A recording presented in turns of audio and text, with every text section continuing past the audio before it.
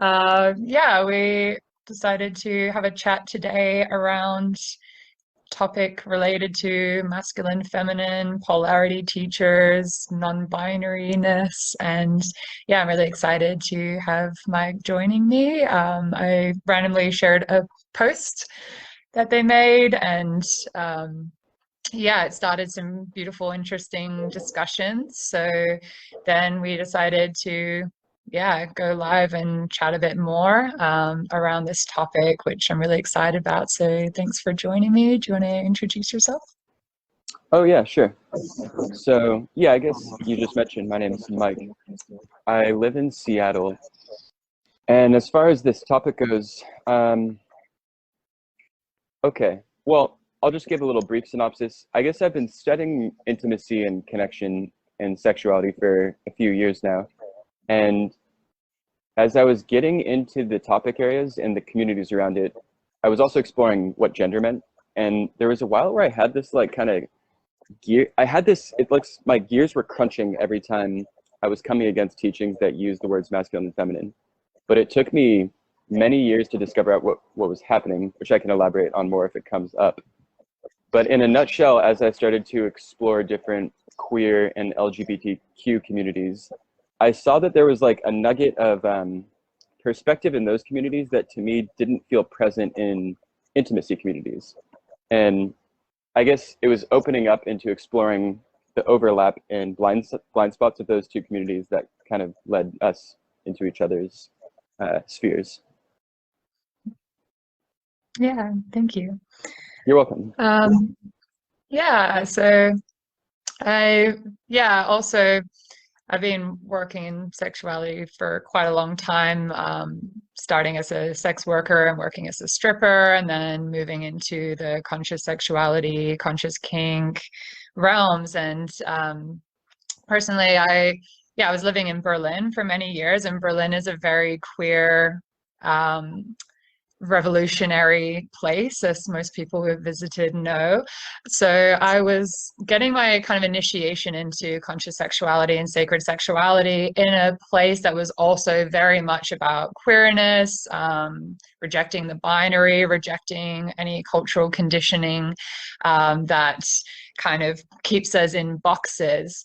And yeah, then I was finding when I would travel, and I was also living a lot in Southeast Asia, I started going to a lot of Tantra events, and I was really drawn to Tantra and the sacred sexuality world, but often found they were very not friendly to queer people, often also very kink and non-monogamy shaming and things like that. But yeah, then also coming across a lot of this masculine feminine talk that just yeah never really sat right with me, and especially yeah from just having this different extreme in Berlin where everyone's just like fuck the binary, fuck gender, like gender neutral bathrooms everywhere, and then suddenly I'm having all these people saying this stuff that just felt very patriarchal to me, very much like women are like this and men are like this. And, you know, if there's a problem in your relationship, it's because he's not being a man enough and or you're not being feminine enough. And yeah, it just felt really off.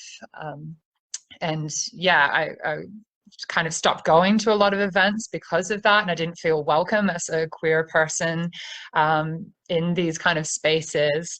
So yeah, it just created a lot of disconnection. And yeah, it seems to be taking off even more now, the polarity teachings, and being called tantra, which I also find interesting now that I've been studying classical tantra for many years, and seeing that it has nothing to do with classical tantra. Is actually the antithesis of tantra. Like tantra transcends gender and constructs and labels and identities, and you know this reinforces them. So yeah, I just found it really interesting, and I really liked yeah the post that you made, which yeah Oh, was thank starting to you. question these teachings and saying yeah what alternatives we can use. So I guess yeah the three main things that we sort of thought we would talk about today is yeah like what is gender, and yeah, which is a big topic, but just to cover, because a lot of people don't understand from the non-binary perspective why there are some issues with that, what the shadow and the kind of damage that these teachings cause is, and what alternatives there are to using masculine and feminine so that we can create a more inclusive, expansive, and liberated space for people. Yeah, so is there anything you want to say to that? Yeah. Well, thanks for sharing that. That was cool to hear, like a little peek into your Berlin world. Um, yeah, I think the place that I want to start in what you just spoke was, okay, I guess I'll dive into like, I think the what is gender will probably come through, but I want to dive into like what at least I was coming up against in the polarity worlds and things that I think polarity is really good at too and why it's useful, but also what I was coming up against. I feel like that will be a gateway into the rest of the conversation. But as I was started to explore polarity worlds a little while ago, so for one, I'll say the concept is really fucking useful. It's really valuable to have. So language, I guess the main language I've come across is masculine, feminine, yang, yin. I came across one organization who uses alpha, omega, but it all pretty much means the same thing. And I think having those language buckets is incredibly useful because it helps us orient with how we're perceiving reality. And I'll just talk about intimacy, how we're perceiving intimacy and connection. Because in any given moment, you can zoom out and recognize that there are yin or yang aspects to either party, either energetic body. And at any given time, we're creating some, like even right now, you and I are in some intimate space and there's some energy brewing between us. Like we are creating something. And when you understand the concepts of polarity, yin and yang, whatever words, you can be a little bit more deliberate with the thing that you're creating with each other. And if I understand how yang works, I can take an incredibly strong yang perspective. You can choose or be invited into an incredibly strong yin perspective or vice versa. And that just can create incredibly connecting and pleasurable experiences. So I guess I just want to say, like, I think the concepts are really interesting and valuable and help us to connect with each other and reach different states of consciousness. The place that I started to internally find some pushback was I noticed all of the communities I was exploring were either using the terms masculine and feminine to describe polarity energies, or if they were using different terms, it was as if like their brains were saying masculine and feminine, but they were using a different word to like appear more inclusive, but that's not what was happening in their worldview as far as I could like feel. And the reason I was finding that challenging is because if we're using masculine to describe yang energy and the word feminine to describe yin energy, to me, when I hear that, there is some undeniable implicit communication that men should be yang and women should be yin. To me, it is impossible to get past that because masculine means like a man and feminine means like a woman. And so as a result, in using that language, we're creating a paradigm where men are supposed to be this way and women are supposed to be this way. And that's not a bad thing inherently, but it's worth questioning. And I think the place that gets extra sticky is the masculine and feminine paradigms that we're putting men and women into, males and females into with that language is uncannily similar to the stories that we've been given from the patriarchy of what a man is and what a woman is. Of like, a man is supposed to be an emotionless leader who doesn't feel his feelings and who only guides. And a woman is supposed to be creative and trust the man. I don't believe these things. I'm just like saying, you know, the shitty conditioning we got. Anyway, so I feel like using the terms masculine and feminine to describe polarity energies is reinforcing all of these patriarchal stories that I feel like ultimately we want to transcend so that we can be well-balanced beings who can express any type of energy and connect in a variety of ways and just be our own unique expression. So yeah, I'll pause there and toss it back to you if anything in there sparked something you want to respond to. Yeah, absolutely. Like I definitely found as well. I spend a lot of my life, especially when I was working as a sex worker, like trying to be hyper feminine. And I'm actually like 6 foot tall, and I've always been told that I have like a masculine energy, you know, getting teased and bullied a lot for that kind of thing. And I really shut down a lot of parts of myself and tried to overcompensate a lot of my life by being like super feminine and wearing really girly things and be like, look how much of a girl I am, I'm not a guy, because that was like scary. And then, you know, I started transcending that and just being like, well, it doesn't, none of that matters. I get to be free, la la la. Create my own reality, integrate all that, let go of a lot of that trying to be feminine. And then suddenly I'm in the Tantra world, and it feels like there's this spiritual sugar coating over the same messages, and being told like, oh yeah, if I've got problems or if I'm stressed or whatever, it's just that I'm not flowy and surrendered enough, and that I have to do XYZ, or if things aren't working in my relationship, it's because of like that I'm not feminine enough, or he's not masculine enough. And it just started making me really confused and start questioning gender and my identity and stuff again, until I started really seeing through that. Like, it created this confusion when I was sort of believing it a little bit. And like you were saying, there's some validity and some really important teachings in the polarity that can show me like where things are coming up in relation with other people. But there was also a lot of this that felt like it was kind of trying to push me towards having to be more woman-like and feminine, because there's like this shaming around like, oh yeah, we don't want to have, there's too many masculine women these days, and they're too aggressive, and they're never gonna be happy if they're in their masculine this much. And I also found I'm very attracted to very androgynous people, because I essentially am a very androgynous soul. And a lot of the teachings are also saying that like, if someone that's androgynous hooks up with someone else that's androgynous and there's not enough polarity, then their sex is going to be boring. And there's this, like, I keep seeing this repeated a lot, where it's like, oh, there has to be this intense polarity, otherwise it'll just be like nothing. And that wasn't my experience at all. Like, I found, by dating other people that were very fluid, that we were able to just shapeshift and change and follow the flow. And some days I would be what was considered more masculine, some days I'd be more feminine, like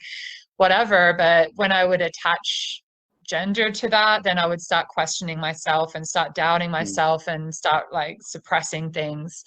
Well, when I found that I've just let go of all that and just come into presence of whatever's alive and whatever energy is here, then I've been able to have like really amazing experiences that are well beyond gender constructs. And to open up this whole other realm of amazing flow, and to be able to move just minute to minute without creating stories and attaching a whole story and identity and meaning to whatever energy is alive in the present moment with someone. And and that's essentially the spiritual path is meant to be like, detaching from all these stories and conditioning and trying to free ourselves. And I found that, a lot of the way that things were being taught just pulled me back into stories and conditioning and questioning who and what I am in a way that wasn't helpful. Wow, awesome. Thank you. That sparked a lot. So like maybe 4 or 5 years ago is when I first started getting really into men's work.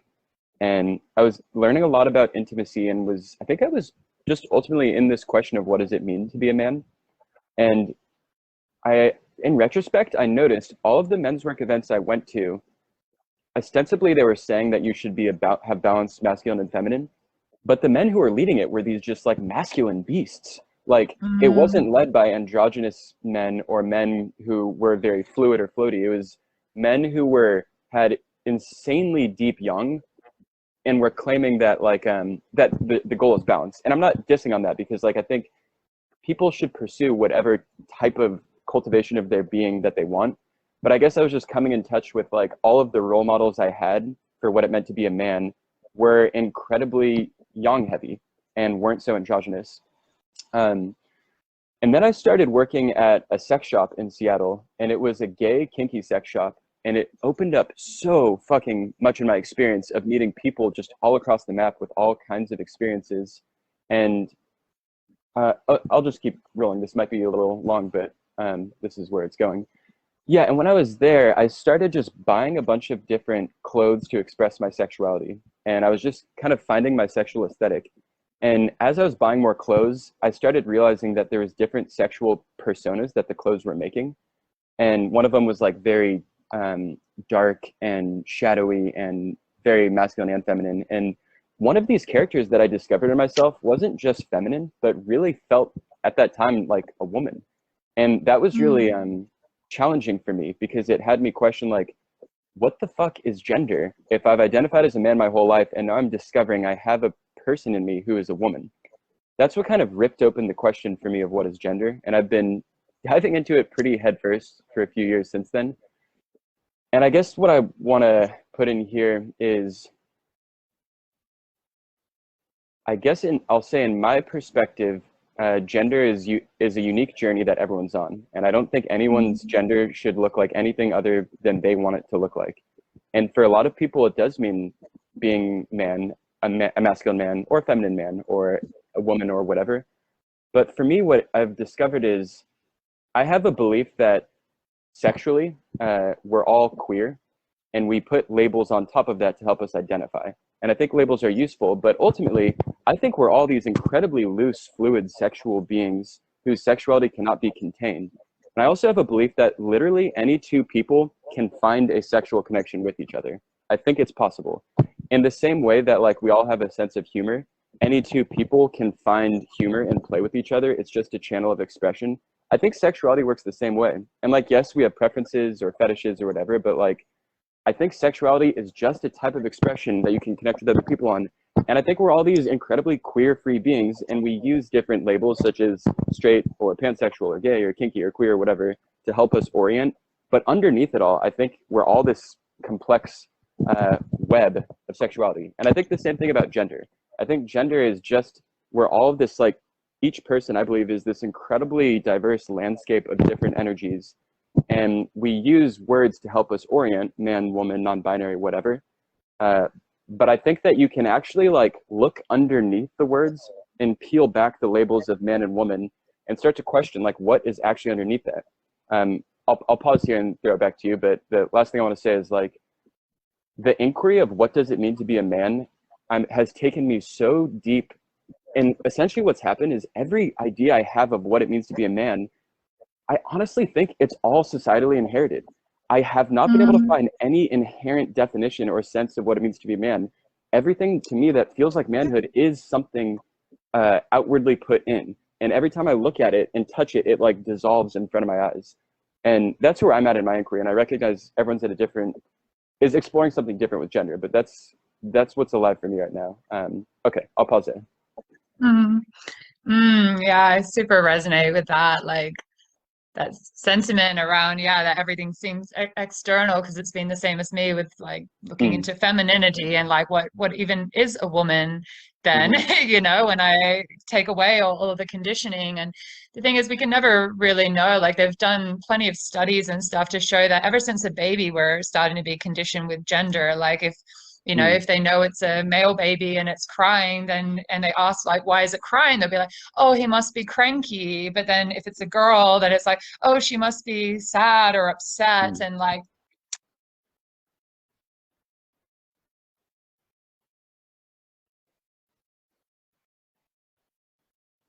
so it's, like, impossible for us to really know, like, what our gender would be without conditioning, because it comes at us from Mm, every direction ever since we were born. But it's a beautiful inquiry. And, I've found, like, I've loved doing women's work, and I found that doing women's work mhm, is an important thing as someone born into the body mm, of a woman living in a world of patriarchy, to start to, like, have spaces with other female-bodied people and talk about what it is to be a woman in this world, and connecting with my pussy and my womb and my menstrual blood and all this kind of stuff. It's super valuable. And it's not to say that, yeah, we shouldn't have, men's circles and women's circles, and we should just fuck that off. I mean, like, you're conditioned around your gender, so you kind of need to do work around gender with people from that gender. But I think if we get too lost in it and yeah, and also I had similar sentiments of some of the women's circles and women's events I'd go to would be really amazing and liberating, but some of them it was just like, oh, we're all going to be such girls now and do such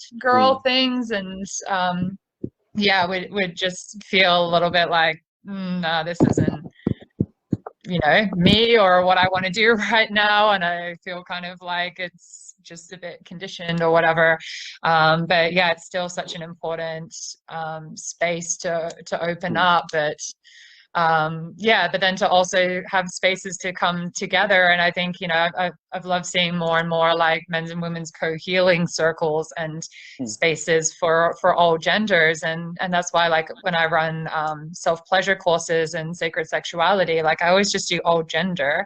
And I think Mm. it's really beautiful to start bringing it together. And, actually, like, a lot of sacred sexuality practices that are usually given to the men, like, the women could really use this, like, Mm. they need this work. And same vice versa, like, the typical like feminine practices, like breast massage, like a lot of men Mm. get so much out of doing breast massage, but then it gets like sectioned off into like, oh, this is for this is for that, when really we can all get a lot out of all of this because we have it all within us. And yeah, it's just I started the inquiry and realizing that I was kind of non-binary Mm.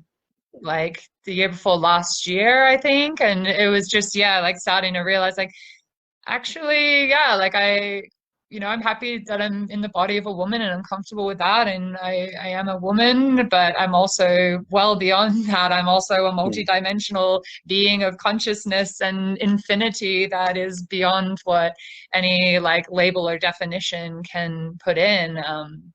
And I think that, like it's a very freeing thing and lets you, be your full expression when you can just surrender into that infinite, queer vortex of, Mm. going beyond labels and identities and, come home to yourself in whatever form that is. Mm. I like that term, infinite queer vortex. Sounds like a Yeah. fun party to go to.